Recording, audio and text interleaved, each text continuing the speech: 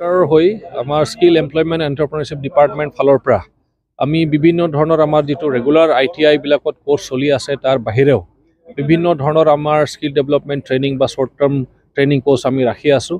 তাৰ ভিতৰত যিসকল অলপ ডিমাণ্ডত আছে তেনেকুৱাবিলাক জব ৰ'ল বা ট্ৰেড আমি চাইছোঁ। তাৰ ভিতৰত আছে যেনেকুৱা plumber general assistant electrician, tailoring, তাৰপিছত হৈছে এতিয়া টু হুইলাৰ ছাৰ্ভিচ টেকনিচিয়ান। আমি বিভিন্ন কোৰ্চ তেনেকুৱা আমি চাই আছোঁ যিটো অলৰেডি ডিমাণ্ডত আছে। আৰু সেই ট্ৰেইনিঙৰ জৰিয়তে আমি বিশেষকৈ যিবিলাক নিবনুৱা যুৱক যুৱতীসকল আনএমপ্লয়ড ইউথসকলক আমি টাৰ্গেট কৰি আছোঁ। যিহেতু আমি অলৰেডি চিড মিছন বুলি বড়োলেণ্ড চিড মিছন বুলি আমি লঞ্চ কৰিছিলোঁ, যাৰ জৰিয়তে গোটেই বিটিআৰ অঞ্চলত 50,000তকৈও অধিক মানে আনএমপ্লয়ড ইউথসকলক আমি কৰ্মৰত কৰিবলৈ তেখেতসকলে হয় এমপ্লয়মেণ্ট পাওক বা ছেল্ফ এমপ্লয়ড যাতে হওক, সেইটোৰ কাৰণে আমি এইটো টাৰ্গেট লৈছোঁ যে আমি ট্ৰেইনিং দিয়াম। আৰু সেইকাৰণে আমাৰ ট্ৰেইনিং প্ৰগ্ৰামখন অলৰেডি আৰম্ভ হৈছে যোৱা 2 বছৰ আগৰ পৰা। আৰু এতিয়া আজি গড়েশ্বৰত শুক্লায়ত ইয়াত উপস্থিত হৈছোঁ। আমাৰ এখন ITIতে কেইটামান ট্ৰেইনিং চলিব। তাৰ ভিতৰত হৈছে আমাৰ যিটো two wheeler service technician, assistant electrician আৰু প্লাম্বাৰ জেনেৰেল, এইকেইটা ট্ৰেইনিং ইয়াত চলিব। নতুনকৈ আমি সেইটো ট্ৰেইনিং চেণ্টাৰটো বা ট্ৰেইনিংটো আজি ইনগ্ৰেট কৰা হ'ল। আৰু তাৰ আগতে ইয়াত অলৰেডি এছিষ্টেণ্ট ইলেক্ট্ৰিচিয়ানৰ ট্ৰেইনিং হৈ গৈছিল।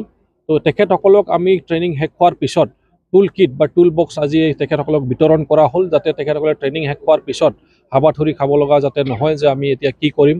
সেইকাৰণে সেই টুল বক্সটো দিয়াৰ লগে লগে তেখেতসকলে এতিয়া কাম আৰম্ভ কৰিব পাৰিব। নিজৰ যিটো ইনকাম চ'ৰ্চ তেখেতসকলে এইটো ধৰক জীৱিকাৰ কাৰণে তেখেতসকলে এটা উপায় কৰিব পাৰিব। তো আমাৰ মেইন উদ্দেশ্য আৰু লক্ষ্যটো সেইটোৱেই যে যাক আমি ট্ৰেইন কৰাম এডাৰ তেখেতসকলে প্লেচমেণ্ট পাওক, 1 নম্বৰ কথা, নহ'লে তেখেতসকলে ছেল্ফ এমপ্লয়ড হওক। তো সেইটোৱে আমাৰ অপশ্যন। আৰু সেইকাৰণে আমি পূৰা ৰেগুলাৰ ফ'ল' আপ কৰি আছোঁ আমাৰ ফালৰ পৰা, যাতে ট্ৰেইনিং লোৱাৰ পিছত কোনেও যাতে বেকাৰ বহি নাথাকে, সেইটোৱে আমি এনচিয়'ৰ কৰি আছোঁ। আৰু আমাৰ বিশ্বাস আছে, দৃঢ় বিশ্বাস আছে, যিহেতু বিটিআৰ চৰকাৰৰ এটা সপোনেই আছে যে কোনো শ্ৰেণীৰ মানুহ বা কোনো টাৰ্গেট গ্ৰুপৰ মানুহে বেকাৰ বহি থাকিব নালাগে, সকলোকে আমি ৰিচ আউট কৰিবলৈ যত্ন কৰি আছোঁ। এইটো মেইনলি টাৰ্গেট কৰা হৈছে ইউথছ আৰু আনএমপ্লয়ড যিবিলাক যুৱক যুৱতীসকলক বা নিবনুৱা যুৱক যুৱতীসকলক। তো এই কামৰ কাৰণে বা এই প্ৰগ্ৰামটোৰ কাৰণে আজি ইয়াত উপস্থিত হৈছিলোঁ। নাই, এতিয়া আমি চাই আছোঁ, এটা এনালাইজ, এটা ছাৰ্ভে চলি আছে। এটা ছাৰ্ভে অলৰেডি আছে অৱশ্য, যে আমাৰ কোনটো ট্ৰেড ইয়াৰ ডিমাণ্ড আছে, কিন্তু আমাৰ লোকেল যুৱক যুৱতী বা লোকেল ইউথছবিলাক নাই। আমাৰ সেইবিলাক ট্ৰেডৰ কাৰণে বা সেইবিলাক জব ৰোলৰ কাৰণে বা সেইবিলাক প্ৰফেশ্যনৰ কাৰণে আমি মানুহ বাহিৰৰ পৰা মাতি আনিব লগা হৈ আছে, মানুহ বাহিৰৰ পৰা হায়াৰ কৰিব লগা হৈ আছে। তো আমাৰ মেইন টাৰ্গেটটো হ'ল যে যিবিলাক ইয়াত ডিমাণ্ড আছে সেইবিলাক যেতিয়া আমি গম পাম, সেইবিলাকৰ ওপৰত আমি আমাৰ ল'ৰা ছোৱালীবিলাকক ট্ৰেইন আপ কৰাম, যাতে পইচাটো যিটো আমি পে' কৰিম বা কোনোবাই ছাৰ্ভিচ যেতিয়া এটা ল'ব, যাতে বাহিৰা মানুহক দিব লগা যাতে নহয়, আমাৰ লোকেলৰ যুৱক যুৱতীসকলে তেখেতসকলে যাতে এমপ্লয়মেণ্ট পায় বা সেই পইচাখিনি ইহঁতৰ হাতত যাতে গুচি যায়। তো আমাৰ মেইন ফিউচাৰ আমাৰ মানে এইম বা টাৰ্গেট সেইটোৱে আছে যে নতুন যিবিলাক এতিয়া ট্ৰেড বা জব ৰোল যিবিলাক ইয়াত ইণ্ট্ৰডিউচ হোৱা নাই কিন্তু ডিমাণ্ড আছে, যেনেকুৱা ফ্ৰিজ বনোৱা, ৰেফ্ৰিজাৰেটৰ বনোৱা, এইটো মেৰামতি কৰা, তেনেকুৱা আমাৰ AC মেৰামতি কৰা। তো তেনেকুৱা ধৰণৰ বহুতখিনি আমি আৰু আইডেণ্টিফাই কৰি আছোঁ যে কোনটো ডিমাণ্ড আছে য'ত মানে লোকেল ল'ৰা ছোৱালীবিলাক অলৰেডি স্কিল্ড নহয়, ট্ৰেইনিং পোৱা নাই, সেইকাৰণে বাহিৰৰ পৰা মানুহ মাতি আনিব লগা হৈ যায়। তো এইবিলাকত আমি এতিয়া আগবাঢ়ি আছোঁ যে এইবিলাক আইডেণ্টিফাই হৈ গ'লে, আমাৰ ছাৰ্ভেটো কমপ্লিট হৈ গ'লে সেইবিলাকৰ ওপৰতো আমি এটা সজাগতা দিম, যেনেকৈ হস্পিটেলিটি ছেক্টৰ, টুৰিষ্ট গাইড। তো তেনেকুৱা ধৰণৰ বহুত মানে আমাৰ স্ক'প আছে আৰু যিটো আমাৰ লোকেলত ডিমাণ্ড আছে কিন্তু আমাৰ ল'ৰা ছোৱালীবিলাকে ট্ৰেইন নহয়। তো সেই ক্ষেত্ৰত আমি ফিউচাৰ প্লান আছে যে এইবিলাক ক্ষেত্ৰত আমি আৰু ইণ্ট্ৰডিউচ কৰিম, ট্ৰেইনিংবিলাক ইণ্ট্ৰডিউচ কৰি যাতে আমাৰ লোকেল ল'ৰা ছোৱালীবিলাকে ট্ৰেইনিংটো পায়, সেইবিলাক যাতে তেখেতসকলে এমপ্লয়ড হ'ব পাৰে বা ছেল্ফ এমপ্লয়ড হ'ব পাৰে।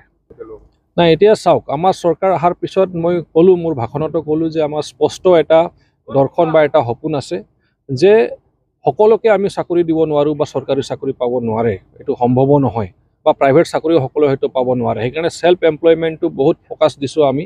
আৰু সেইকাৰণে আমাৰ বিটিআৰৰ প্ৰধান প্ৰমোদ বড়ো ডাঙৰীয়া অহাৰ লগে লগে আমাৰ ডিপাৰ্টমেণ্টৰ ফাণ্ড 1 কোটি টকাও নাছিল, কিন্তু তেখেতে অহাৰ লগে লগে এইখিনি তেখেতে ইম্পৰ্টেঞ্চটো, গুৰুত্বটো বুজি পাইছে।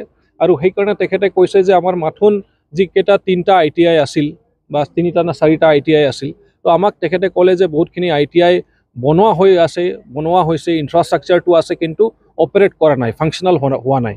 বিগত যি চৰকাৰ আছিলে তেখেতসকলে এই ইম্পৰ্টেঞ্চটো, গুৰুত্ব বুজি পোৱা নাছিলে, এনেই এবাণ্ডেণ্ট ষ্টেটত পৰি আছিলে, বহুত বস্তু বেয়াই হৈ গৈছিল বনোৱাৰ পিছত। আমি সেইবিলাক আইডেণ্টিফাই কৰি, তাৰ ভিতৰত শুক্লাইখন এটা আছিলে ITI, যে বনাই কিনি এনেই থৈ দিছিল, পেলোৱা আছিল, মানে কোনো কামত অহা নাছিলে। তো আমাৰ চৰকাৰখন অহাৰ পিছত আমি এইটো ৰিভাইভ কৰিলোঁ, ৰিন'ভেট কৰাৰ পিছত এতিয়া আমাৰ বিভিন্ন আমাৰ ট্ৰেইনিং ইয়াত আৰম্ভ হৈ গ'ল। তো এইটোৱে আমাৰ মেইন উদ্দেশ্য আৰু লক্ষ্য যে আমাৰ কোনো তেনেকুৱা ধৰণৰ ট্ৰেইনিং চেণ্টাৰ এনে পৰি থাকিব নালাগে। এতিয়া বৰঞ্চ আমি কি প্লান কৰিছোঁ যে যিমান মানে স্কুলবিলাক এমেলগেমেটেড হৈ গ'ল, যে মাৰ্জাৰ হৈ গ'ল, তো বেলেগ বেলেগ এতিয়া সেই স্কুল ইনফ্ৰাষ্ট্ৰাকচাৰটো খালী পৰি আছে। এতিয়া আমি এডুকেশ্যন ডিপাৰ্টমেণ্টক আমাৰ চিট ডিপাৰ্টমেণ্টৰ CSD মহোদয়ে লিখিছে, আমাৰ BTR প্ৰধান ডাঙৰীয়াৰ নেতৃত্বত তেখেতে গাইড কৰিছে যে যিমান খালী স্কুল আছে সেইবিলাকৰ লিষ্ট লৈ লোৱা আৰু সেইবিলাককো আমি ট্ৰেইনিং চেণ্টাৰত আমি মানে ট্ৰেইনিং চেণ্টাৰ হিচাপত আমি প্ৰমোট কৰিম।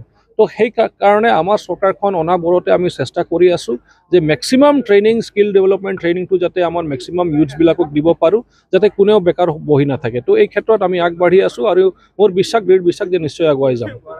যিমান যুৱক যুৱতী আছে সকলোবিলাক এনেকুৱা নহয় যে সবল নহয়, তেওঁলোকৰ সাহস আছে অলপমান, কিন্তু কিছুমানকে প্ৰশিক্ষণৰ প্ৰয়োজন হয়। প্ৰশিক্ষণ মানে ধৰক সঠিক সময়ত যদি আমাৰ তথ্য অলপ অভাৱ থাকে, এতিয়া চৰকাৰৰ পৰা আমাৰ বিশেষভাৱে স্কিল এমপ্লয়মেণ্ট এণ্টাৰপ্ৰিনাৰশ্বিপৰ পৰা আমি কি কৰিছোঁ, আপোনাৰ যিসকলৰ পঢ়া শুনা ধৰক শেষ হৈছে তেওঁলোককো আমি লগত লৈছোঁ।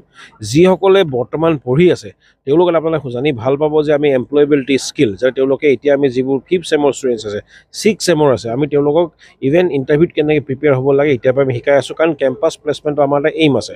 আমাৰ উদ্দেশ্য একেবাৰে পোনপটীয়া, যিসকলে পঢ়া শুনা কৰি ধৰক ভাল পাব তেওঁলোকে চাকৰিত যাব, ভাল কথা। যিসকলে নাপায় তেওঁলোকে ব্যক্তিগত খণ্ডত যাব। বাকী যিবোৰ থাকিব আমাৰ উদ্দেশ্যত তেওঁলোক আমি সঠিক প্ৰশিক্ষণ দি কেনেকৈ আগুৱাই নিব পাৰোঁ। এই ক্ষেত্ৰত BTRৰ যিমান যুৱক যুৱতী আছে মোৰ এটা অনুৰোধ যে আপোনালোকৰ মানসিকতাটো অলপমান আপোনালোকে যোগাত্মক কৰি ৰাখক। এইটো আমি এটা সৰু শব্দত ক'ব গ'লে আমি ৰেডিমেড কনচেপ্টত নাই, এনেকুৱা নহয় যে আমি আনি কিনে খুৱাই দিম।